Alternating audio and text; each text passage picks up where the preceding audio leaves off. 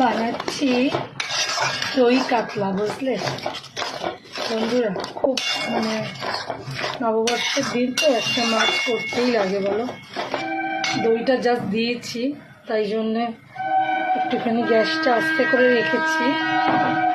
এবার আমি মাছগুলো দেব একে একে। বানাচ্ছি দই কাতলা। নববর্ষ আর বাঙালি ঘরে মাছ হবে না এরকম সাধারণত আমাদের সবার জীবনে হয় না, কি বলো? নববর্ষ মাছ ছাড়া সম্পূর্ণ হয় না, তাই না?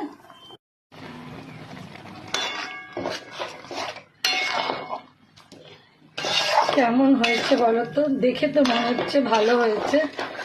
এবার খেয়ে টেস্ট করে দেখার পালা কি কেমন হয়েছে না হয়েছে। তো দইটা দেওয়া হয়ে গেছে অনেকক্ষণই, ওই জন্য এবার আমি একটু গ্যাসটা বাড়িয়ে দিলাম আর সামান্য একটুখানি জল দেবো, কেন অলরেডি আমার এটা কষানো হয়ে গেছে। জলটা কতটুকু দিচ্ছি বলো তো? এই যে যেটাতে দইটা বেন্ড করলো ওইটা শুধু দেবো, একটুকুই জল দেবো, ব্যাস, আর না। কেন দই কাতলায় বেশি জল একদম চলে না, একদম নামাকামাকা। এটা বরফ খেতে খুব ভালোবাসে, ওই জন্য বানাচ্ছি, বুঝলে বন্ধুরা। তোমরা কে কে ভালোবাসো দই কাতলা অবশ্যই জানিও। আমাদের কিন্তু বাড়িতে খুব ভালোবাসে, বেশ সবচেয়ে বেশি ভালোবাসে বলতে পারো যে আমার কর্তামশাই, আর সবাই ভালোবাসে। মানে মাছটা ওদের না হলেও চলে, এই হচ্ছে ব্যাপার। তো হয়ে যাক, নামাবার সময় তোমাদেরকে দেখাচ্ছি, ঠিক আছে বন্ধুরা? তো হয়ে গেছে, দেখো বন্ধুরা, হয়ে গেল। কতক্ষণ আর লাগলো বলো? এটা খেয়ে ওর বাবা বেরাবে। মাংস হয়েছে, মাছটা কিছুইও নেবে না। নববর্ষের দিন একটু আমাদের বাঙালির বাড়িতে একটু মাছ লাগে, শুভ। আমাদের যে কোনো কাজে আমরা মাছটাকে শুভ বলে মনে করি, তাই জন্যে আমাদের করতেই হবে আজকে। তো এই আমার হয়ে গেল। কেমন হয়েছে বলো দই মাছের কালারটা?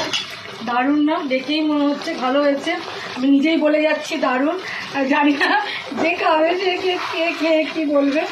তবে তেল ছেড়ে দিয়েছে, এবার আমি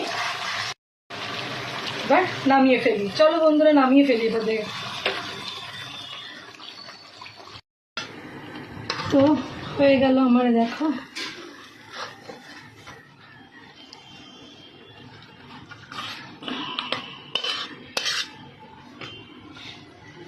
এখনো একটুখানি জিনিস দেবার বাকি আছে, যেটা আমি এবার ওপর থেকে ছড়াবো।